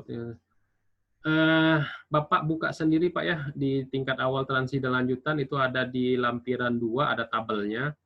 Di tabel itu Bapak buka, ada kriteria-kriteria mana saja yang masuk kategori awal, transisi, dan lanjutan, silakan Bapak pisahin. Ada di tabel tersebut sudah dipisah-pisahin. Pak Eko Pangestu, Pak Denny sebagai auditor. Pak Denny sebagai auditor internal, apakah masih berlaku jika SKP AK3 umumnya sudah expired? Masih berlaku sih Pak. Ya. Auditor internalnya apakah masih berlaku jika SKP AK3 expired? Masih berlaku kok. Jadi nggak saling nge-link, kecuali nanti pada saat kalau Bapak jadi auditor eksternal ya, biasanya SKP-nya diminta tuh. Ya. Tapi kalau jadi auditor internal sih karena di Kemenaker itu tidak ada SKP, jadi hanya sertifikat saja, sertifikat auditor itu tidak ada masa berlakunya ya. Masih berlaku sah-sah aja Pak. Kecuali kalau Bapak jadi sekretaris P2K3, SKP-nya expired, itu nggak boleh itu jadi temuan. Pak Eko Pangestu, oke, tanyalah sebanyak-banyaknya ya. Izin pertama, jika perusahaan sudah menerapkan ISO integrasi sistem manajemen, apakah wajib menerapkan SMK 3? Wajib Pak, Bapak buka lagi di video saya di introduction SMK 3 dan satu lagi di part 1, wajib SMK 3 itu karena apa? Nah, baca di sana Pak ya. Lihat di sana. Di kriteria 114 tidak dijelaskan tanda tangan kebijakan K3 khusus harus dilakukan oleh siapa, apakah project manager, tiap project, atau PIC operation maintenance. Boleh. Jadi kebijakan khusus itu ditandatanganin oleh siapa pucuk pimpinan di sana, di tempat kerja sana. Kalau misalkan ada operation and maintenance, ya boleh silakan operation maintenance. Tapi misalkan di atas operation maintenance itu ada orangnya lagi, pimpinannya lagi, ya usahakan pimpinannya lagi yang tanda tangan ya. Tapi kalau yang mentok di site itu adalah PIC Operation Maintenance, ya udah PIC Operation Maintenance saja yang buat kebijakan khusus itu. Jadi kebijakan khusus itu memang kekhususan ya, kekhususan. Boleh dan tidak boleh, do and don't yang ada itu. Ya, itu lebih spesifik sekali ya. Pada ini untuk sosialisasi kebijakan K3 untuk perusahaan outsourcing, apakah untuk karyawan outsourcing yang bekerja di paruh waktu di mana dia ditempatkan mesti disosialisasikan K3 juga yang terbaru. Padahal perusahaan yang ditempatkan juga ada Oke, kebijakan K3 mau itu outsourcing, mau itu cleaning service, OB, tamu wajib disosialisasikan. Nah, bentuk sosialisasikan kan banyak tadi Pak ya, Bu ya. Bisa pakai apa? Spanduk, dipasang di website, atau misalkan ada ID card di belakang ID card tamu, misalkan visitor, nah di belakangnya ada kebijakan K3 gitu. Ataukah pada safety induction ada video yang ngomongin soal kebijakan K3. Jadi semuanya harus dapat di sana. Walaupun di si outsourcing tersebut sudah ada K3-nya. Jika kita pindah perusahaan, maka SKP AK3U maupun auditor SMK 3 tidak berlaku karena masih dengan nama perusahaan lama. Untuk mengubah SKP menjadi perusahaan baru harus mengajukan perubahan SKP tersebut ke PJK 3 saja atau harus ulang. Jadi Pak Kasudi, kalau SKP-nya expired, silakan mengajukan untuk perpanjangan SKP. Ya, silakan buka Permen 02, Permenaker 02 tahun 1992. Di sana akan tertulis apa saja yang harus dipersyaratkan. Bapak boleh langsung ke Kemenaker atau ke PJK 3. Ingat ya, PJK 3-nya PJK 3 pembinaan. Cari ya, boleh ke waktu pada saat training itu di PJK 3 mana, atau Hama Media Tama boleh, atau kalau Bapak mau langsung ke Kemenaker juga boleh. Silakan, mana yang enaknya aja. Ya. Kalau lebih bagus lagi kolektif Pak ya, bisa lebih cepat tuh kalau kolektif. Kalau cuma 1-2 orang agak susah. Maaf Pak, kalau SKP tertera PTA, kemudian saya resign dari PTA, kemudian SKP masih digunakan di perusahaan lain. Nah, inilah kadang yang masih terjadi ya. Kadang kita dibayari oleh perusahaan, SKP kita ditahan oleh perusahaan yang lama. Kita masuk ke perusahaan yang baru. Caranya gimana Pak untuk ngambil SKP kita tadi? Caranya gini ya. Ini pengalaman saya dan pengalaman pribadi teman-teman lain. Jadi kalau SKP teman-teman yang asli masih dipegang oleh perusahaan yang lama, terus masih digunakan oleh mereka, ya teman-teman ya mengajukan surat ke Kemenaker kalau teman-teman sudah resign di perusahaan tersebut. Nah, surat itulah yang akan jadi pegangan teman-teman misalkan mau expired tuh. Nah, sebelum expired, misalkan expirednya tahun 2021, ya. Nah, sebelum expired tahun 2021, teman-teman sudah mengajukan untuk perpanjangan, ya, sedikit lagi, misalkan tinggal 2 bulan lagi atau tinggal 3 bulan lagi deh, itu SKP-nya mau expired tuh. Langsung mengajukan perpanjangan ke Kementerian Ketenagakerjaan. Ya, sebutkan alasannya. SKP saya yang asli dipegang oleh perusahaan, terus terlampir juga SKP yang fotokopian. Mohon, karena saya sudah resign, mohon dapat menerbitkan SKP yang baru karena saya sudah bekerja di perusahaan saya yang baru. Nah, lampirkan itu berkas-berkas yang diminta sesuai dengan Permenaker nomor 02 tahun 92. Nah, ini juga banyak perusahaan yang nggak ikhlas kalau ahli K3-nya resign. Nah, termasuk si perusahaan juga gitu loh, ketika mau memberikan training ahli K3 umum kepada karyawannya, ya harus ada kontrak dong ya, harus ada kontrak, kalau nggak boleh resign sampai sekian tahun misalkan, 3 tahun lah ya misalkan gitu, atau 2 tahun ya, yang mau nggak mau itu ya resikonya. Gitu ya, Bu Rosita. Pak Eko Pangestu, jika bisnis unit tidak memiliki visi misi tapi menganut visi misi korporat, apakah boleh? Boleh Pak, asalkan ada K3-nya. Jadi visi misi korporat yang ada di Jepang misalkan, Bapak ambil, Bapak tulis ulang, pakai bahasa Indonesia, masukin unsur K3 di dalamnya. Oke? Tanda tangan oleh si pucuk pimpinan di Indonesia. Siang Pak ini mau tanya lagi, tadi untuk Ketua P2K3, kenapa harus direktur? Kan karena bila keputusan mendesak, maka bisa langsung diantisipasi. Tapi apabila... Oke, saya buka aja ininya ya. Kenapa harus pucuk pimpinan?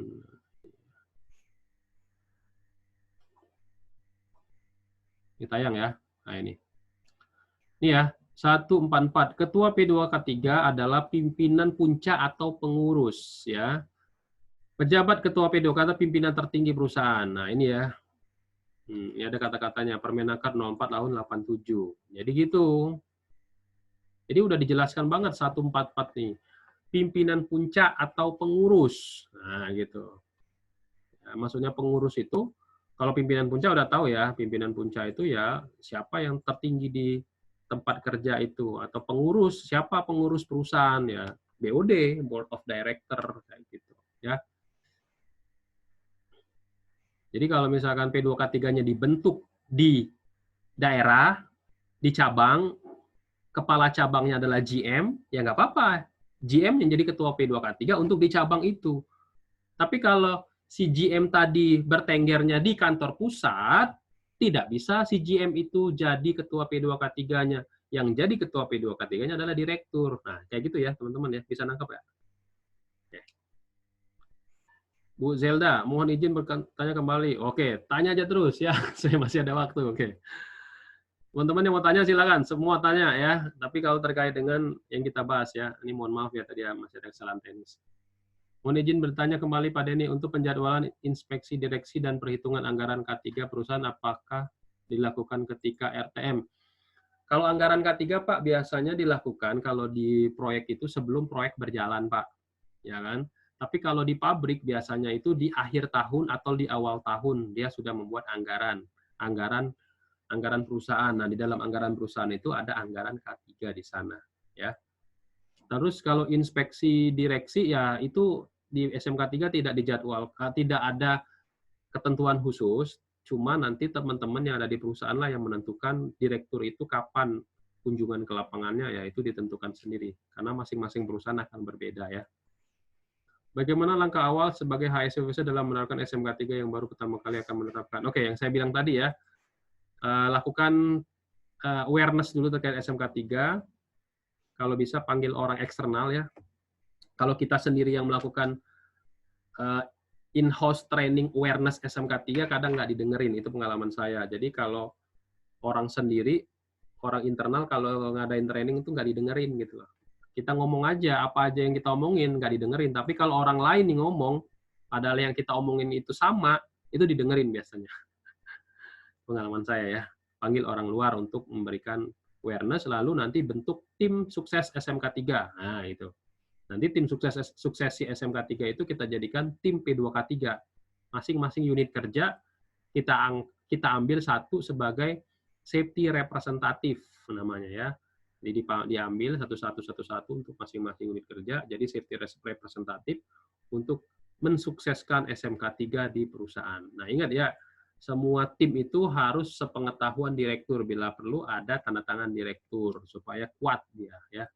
Tuh seperti pengalaman saya dulu. Mohon bertanya lanjut Pak Denny, untuk mahasiswa dalam meningkatkan pemahaman tentang K3 harus memiliki sertifikat AK3. Oh, betul sekali ya. Sekarang kita tidak bisa mengandalkan hanya ijazah doang untuk melamar kerja. Ingat ya, kalau kita kuliah itu, kalau kita mau melamar kerja, HR itu, nih teman-teman silakan buka di video webinarnya, sukses melamar kerja di bagian K3. Nah, itu cek tuh, Pak Andri Gunawan yang ngajar kemarin. Ada 3 ya, skill, knowledge, and attitude. Kalau kita hanya mengandalkan ijazah doang, itu baru terpenuhi satu unsur apa? Knowledge. Untuk memenuhi unsur skill itu kita harus punya sertifikat. Sertifikatnya apa? Kalau teman-teman pengen terjun ke dunia K3 yang bersifat general adalah ahli K3 umum. Ya, boleh nggak Pak kalau saya ambil langsung ahli K3 spesialis misalkan ahli K3 listrik gitu? Boleh, tapi nanti pada saat ngelamar kerja jadi spesifik, terkotak-kotak jadinya. Jadi akan sulit. Ya mending ambil AK3 umum dulu, kerja dulu setahun 2 tahun baru ambil ahli K3 spesialis. Dan yang ketiga adalah unsur attitude. Attitude itu bisa dinilai dari tes psikologi ataupun tes wawancara. Nah, itu penting sekali ya, Mbak Mahayati Latif ya. Walaupun Mbak Mahayati misalkan, Pak, saya ini jurusan SKM nih, Pak, Sarjana Kesehatan Masyarakat, peminatan K3. Nggak peduli lu mau peminatan K3, mau peminatan apa. Kalau HRD sekarang, HRD milenial, itu mintanya 3 ini nih harus terpenuhi. Ya, sekarang orang K3 nggak mesti dari SKM, banyak sekali orang K3 dari akuntansi, dari IT, dari admin, dari ekonomi, termasuk saya dari teknik. Itu orang K3 tuh udah bermain semua di sana. Jadi kita nggak bisa ngandalin lagi, kalau saya SKM jurusan K3, nggak ada lagi yang kayak gitu. Apalagi saya pendidikannya IPK saya 4,0, nggak ada lagi ya. Kita ngandalin IPK tuh nggak ada lagi untuk sekarang ini. Kenapa? Karena sekarang saya pernah ikut seminar di salah satu seminar entrepreneur se-Indonesia, itu ada salah satu CEO bilang, kita kalau ngerekrut karyawan, kita tidak ngelihat IPK, apalagi kalau IPK-nya 3,5 sampai 4,0, kita langsung pisahin katanya. Terus pada kaget, kenapa Pak di atas 3,5 nggak Bapak ambil? Itu kan pinter Pak, pinter-pinter semua. Enggak, kami nggak mau ngambil yang di atas 3,5 sampai 4,0 katanya. Alasannya Bapak, karena pengalaman kami, ya pengalaman dia ngomongnya, karena pengalaman kami ketika kami mengambil orang yang pinternya itu ada 2 nih katanya. Ketika dia dapat IPK 4,0 itu ada 2 kemungkinan. Yang pertama, ketika dia kuliah, dia hanya fokus pada nilai. Jadi ketika kuliah dari rumah, kampus, rumah, kampus, rumah, kampus, rumah, kampus, rumah, kampus, dia nggak peduli dengan teman-temannya, dia nggak peduli dengan organisasi, dia nggak peduli dengan kegiatan-kegiatan kampus. Itu kesulitan nanti kalau kita pekerjakan, nanti ketika dia kerja di perusahaan kita, dia tidak bisa, susah ngebentuk yang namanya teamwork katanya. Itu orangnya introvert biasanya gitu. Terus yang kedua, kemungkinan kedua, kenapa dia bisa dapat IPK 4,0 misalkan? Karena dia jadi asdos, ya kan? Asisten dosen, tahu sendiri lah ya, karena saya dulu pernah jadi asisten dosen. Kita bantu semua dosen tuh ngerjain apa, tugas-tugas dia. Akhirnya apa? Dosen tuh kasihan sama kita ya. Jadi ada unsur kasihan. Ya udah deh, kasihan deh sama orang ini, kasih deh gitu. Nah, kasihannya ini kalau dibawa ke tempat kerja, jadinya apa? Kata direktur itu bilang, jadinya menjadi seorang penjilat nantinya. Pada kaget semua ya. Jadi, terus Bapak mau ngambil karyawan yang IPK-nya berapa? Kita nggak peduli dengan IPK ya, mau IPK-nya 2,5 kek, 2,7 kek, 2,0 kek, asalkan dia punya skill, dia punya pengalaman, dia punya sesuatu yang bisa kita pakai untuk bekerja, is okay gitu. Kayak Google aja ya. Google sekarang kalau nerima kerja dia nggak peduli lu mau pendidikannya apa, yang penting kamu punya skill yang bisa saya pakai gitu. Mau dia pendidikan SMK, SMA, SMP, kalau dia bisa menunjukkan kalau dia bisa skill-nya bisa dipakai, ya itu dipakai. Nah, itu eranya sudah berubah ya. Kalau zaman dulu mengandalkan, oh saya ijazahnya dari universitas ini loh, yang terkenal loh, alma mater warna kuning loh. Nah, sekarang nggak lagi yang kayak gitu ya. Mau alma mater mana ya, yang penting skill Anda yang akan dinilai. Oke, bagaimana cara melakukan pengendalian, perancangan, dan peninjauan kontrak? Oke, kontrak nanti ya Bu ya, kita bahas di session berikutnya ya. Ini kita masih ngebahas di elemen 1. Kan tadi sebutkan ketika ingin menjadi auditor SMK 3 harus mengikuti AK3 umum dulu. Bagaimana ketika jika ada HSE officer yang berlisensi BNSP? Nggak bisa. Untuk ikut training auditor SMK 3 harus ahli K3 umum Kemenaker. Tidak bisa yang ahli K3 keluaran BNSP. Kenapa? Karena BNSP itu ada 3 level. Muda, madya, utama. Khawatirnya nanti kalau levelnya muda itu nggak bisa. Levelnya madya bisa, tapi harus ikut ujian lagi di ahli K3 umum supaya dia bisa dapat SKP. Ya. Kenapa? Karena syarat untuk auditor SMK 3 itu harus ada SKP. Nah, di dalam SKP itu ada persyaratan harus pendidikan D3 dan harus sudah lulus ahli K3 umum. Nah, silakan buka di Permen 0292 dan Permen 26 2014, satu lagi di Kemenaker 239 tahun 2003. Silakan buka di sana. Pak, kuliah K3 di mana? Oh, banyak. Di UI itu ada, Undip ada. Banyak tuh ya, cek aja di Google ya. Kalau SKP K3 umum sudah kadaluarsa 5 bulan, masih diperpanjang boleh nggak? Boleh ya, kalau lebih dari setahun nggak boleh ya, jadi harus training lagi. Ini ada surat edaran, bukan surat edaran ya.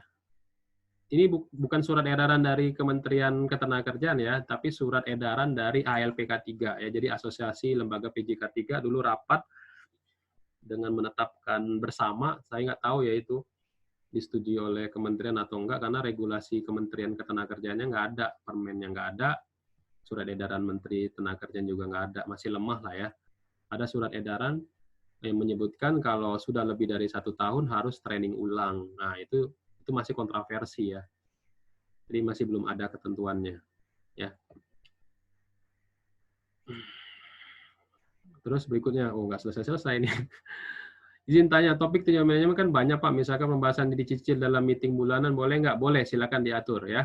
Dicicil dalam rapat bulanan, tapi nanti pada saat akhir tahun itu semua RTM itu terbahas semua topiknya. Pak, apakah bisa diklaim owner terkait dengan penjagaan COVID-19 di proyek terkait dengan Oke, itu silakan buka di webinar kita protokol K3 di COVID-19 dengan Pak Lazuardi ya. Cek di webinar saya di YouTube Kak Deni. Apakah benar apabila ada 3 kali pelanggaran minor pada waktu audit internal akan menjadi pelanggaran major? Bisa ya, bisa enggak, tergantung dari SOP yang ada dibuat oleh internal perusahaan ya. Kalau saya buat itu, kalau terjadi pelanggaran 3 kali berturut-turut temuan minor dengan ini yang sama, saya jadikan major. Tapi kalau misalkan pada saat audit eksternal, ini kalau ngomong internal tadi ya, kalau audit eksternal, kalau ada 3 jenis temuan yang sama, ya dengan kriteria audit yang sama, itu jadi major pada saat audit eksternal. Contoh apa? Kota P3K nggak boleh ada obat telan, misalkan ya, ada Panadol ya. Di area HRD ada kota P3K ada Panadol, area operation kota P3K ada Panadol, area manajemen BOD ada kota P3K ada Panadol. Kriteria auditnya ada 3 dengan yang sama persis 1, 2, 3. Itu menjadi temuan major. Nah, tahu dari mana? Buka Permenaker 26 tahun 2014 ada di pasal 31. Ya, silakan cek di sana. Pasal 17 deh, pasal 17 kalau nggak salah ya. Izin bertanya, untuk anggaran K3 tahunan itu baiknya berdasarkan presentasi dari anggaran proyek atau tidak? Jika berdasarkan anggaran, baiknya berapa persen dari anggaran operasional? Oke, anggaran K3 tahunan boleh dari pengalaman di proyek sebelumnya, boleh dipakai sebagai referensi, ya, untuk kita tahu ini sudah pas belum ya. Nah, kalau prosentasenya itu pengalaman kami 0,75 sampai 3%. Nah, untuk 0,75 itu untuk tingkat potensi bayar rendah. Cara menghitungnya silakan pakai HIRAK ya, HIRAK. Di HIRAK itu kan ada pengendalian risiko. Nah, di pengendalian risiko itu kan kalau teman-teman lihat kan ada segitiga terbalik tuh. Eliminasi, substitusi, rekayasa engineering, administrasi, dan APD. Nah, itu kan ada biaya semua tuh. Nah, di setiap aktivitas kan ada hierarki pengendalian risiko. Nah, di setiap aktivitas itu ada biaya. Nah, biaya itulah yang akan kita kumpulkan nantinya. Cara cepatnya kalau saya ya lihat dari pengalaman proyek sebelumnya, silakan buka di sana. Ya, jadi teman-teman kumpulkan proyek-proyek yang dulu-dulu yang sudah pernah selesai, berapa biayanya, berapa persen biayanya dari nilai kontrak proyek. Nah, itu bisa kita jadikan database. Oke. Assalamualaikum, mau tanya apakah temuan kalau RTM integrasi tidak membahas RTM SMK 3? Mau tanya apakah temuan kalau RTM integrasi? Iya dong, temuan. Temuan banget kalau RTM itu tidak membahas tentang SMK 3. Ya. Jadi setiap RTM itu harus ada SMK 3. Ingat ya teman-teman ya, RTM itu kan rapat tinjauan manajemen. RTM itu tidak bisa dilakukan sebulan sekali loh teman-teman. Nggak bisa. Kenapa? Karena di dalam RTM itu ada pembahasan tentang audit internal. Nggak mungkin lah kalau perusahaan melakukan audit internal itu setiap 1 bulan sekali, itu nggak mungkin. Ya, jadi ya harus disesuaikan dengan audit internalnya. Kalau audit internalnya dilakukan setahun 2 kali, berarti RTM-nya bisa dilakukan setahun 2 kali gitu. Ya, jadi gitu. Jadi wajib ada pembahasan SMK 3 di sana. Nah, apa aja yang dibahas? Buka lampiran 1 PP 50 tahun 2012 di prinsip yang kelima. Nah, cek di sana. Saya mau tanya, bisa nggak sertifikasi K3U dipakai untuk HSI migas? Bisa aja, tapi tergantung migasnya. Kalau di Pertamina atau di beberapa perusahaan Chevron dan lain-lain minta teman-teman pada saat interview K3 umum, biasanya K3 umum dulu ketika teman-teman udah kerja, nanti baru di training K3 migas oleh si perusahaannya. Ya jarang juga sih orang kalau buka lowongan kerja K3 migas, jarang. Kalau saya lihat setiap lowongan kerja itu ahli K3 umum. Di masa pandemi ini apakah mungkin pembinaan ahli K3 umum secara online? Bisa ya, bisa enggak ya. Jadi kalau ada provider yang melaksanakan training K3 umum secara online yang sudah bisa, itu kan banyak tuh iklan di mana-mana di Facebook. Mintain SKP-nya ya, surat keterangan penunjukan atau surat izin dari Kemenaker kalau memang dia sudah diberikan izin untuk melaksanakan training K3 umum secara online. Karena Mediatama pun kemarin mengajukan, itu belum di-approve ya, masih harus ada yang diperbaiki ya. Jadi masih dalam proses. Sampai sekarang saya belum tahu siapa yang sudah bisa. Terus bagaimana Pak solusi orang yang sudah terlanjur berlisensi BNSP walaupun sudah berpengalaman, apakah bisa tidak menjadi? Nggak bisa Pak. Sampai sekarang banyak yang tanya ke saya kayak gitu, Pak, kalau saya sudah K3 umum BNSP bisa nggak jadi auditor SMK 3 Kemenaker? Nggak bisa. Kalau Bapak jadi auditor internal SMK 3 ya nggak apa-apa untuk auditor internal SMK 3 untuk kriteria 64 dan 122. Tapi kalau Bapak mau training auditor SMK 3 yang Kemenaker, itu harus ahli K3 umum dulu, Pak, yang Kemenaker. Jadi kayak gitu. Itu yang bunyi itu Permen 26 2014, Pak, yang ngomong, bukan saya. Bagaimana menyadarkan top manajemen masih beranggapan penerapan SMK 3 belum penting bagi perusahaan? Karena top manajemen masih menganggap ISO lebih penting. Oke, Bapak baca lagi lihat video saya di Introduction SMK 3 sama di part 1 SMK 3 ya. Di sana ada sanksi ya. Sanksi bagi perusahaan yang tidak menjalankan SMK 3 ya. Itu teman-teman bisa pakai sanksinya apa aja, pelanggarannya apa aja, teman-teman bisa pakai untuk pedoman kalau ngomong sama direktur itu kayak gimana sih gitu. Ya, kalau saya dulu pengalaman saya, kalau kita perusahaan kontraktor, konstruksi apalagi ya, kalau nggak ada SMK 3 ya nggak bisa pakai untuk tender, Pak. Gitu. Kalau nggak bisa tender ya nggak dapat duit. Nah, intinya kayak gitu kalau dia konstruksi. Tapi kalau dia pabrik lain lagi cara ngomongnya. Pak, saya perusahaan kita nanti nggak bisa kirim barang ke luar negeri, Pak, karena kecegat bea cukai. Kalau dia perusahaan kelapa sawit, perusahaan kita nanti nggak bisa dapat sertifikat ISPO dan RSPO, Pak. Gitu. Pak Denny, kenapa banyak oknum menyewakan sertifikat AK3 untuk digunakan tender? Oke, banyak juga ya perusahaan yang melakukan sewa menyewa sertifikat ahli K3 ya untuk dipakai tender ya. Mana cara ngomongnya ya? Jadi memang banyak ya sertifikat, apalagi kalau keluaran SKA LPJK ya. SKA LPJK itu kan tidak ada PT-nya ya.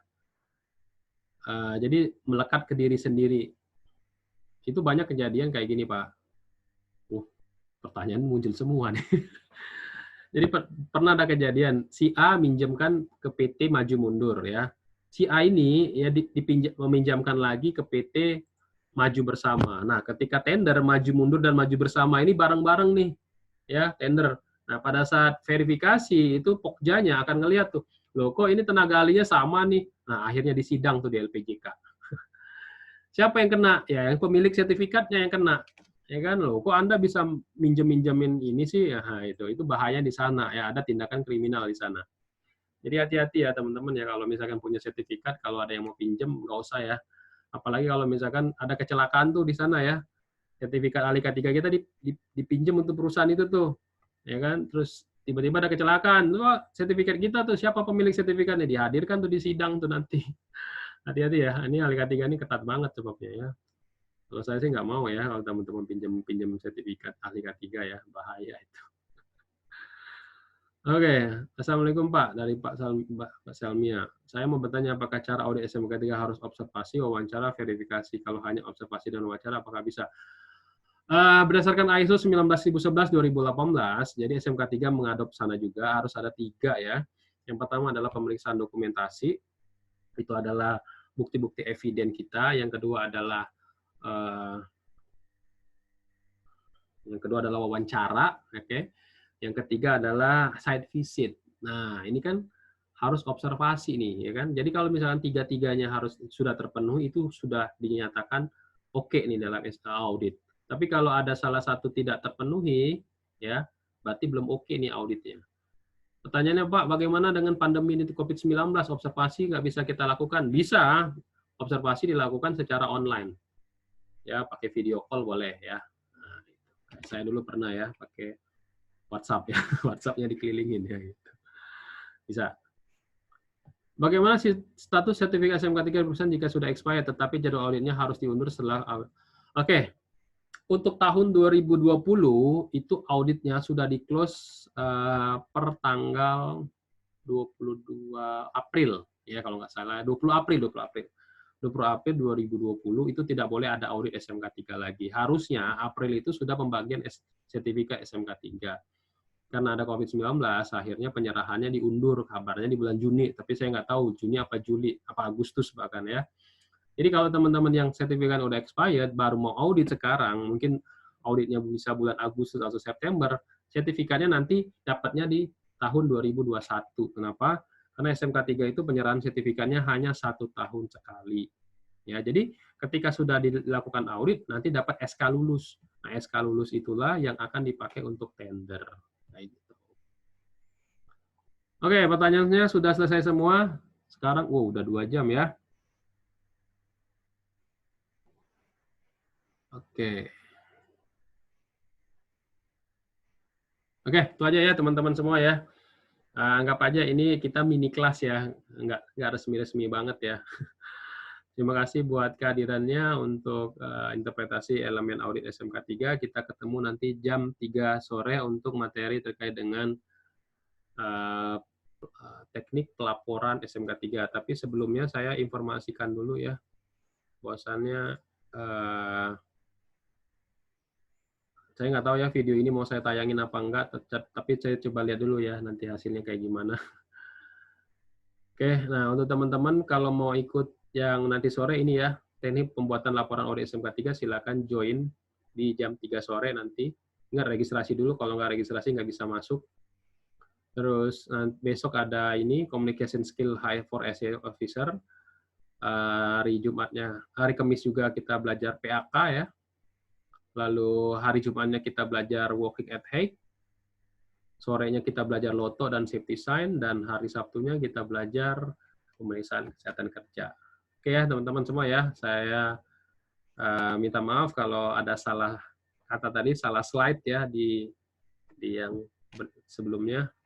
Semoga kita bisa lanjutin di part 47, 48, 49 ya. Itu aja dari saya akhiri dengan billahi taufiq wal hidayah. Wassalamualaikum warahmatullahi wabarakatuh. Salam safety.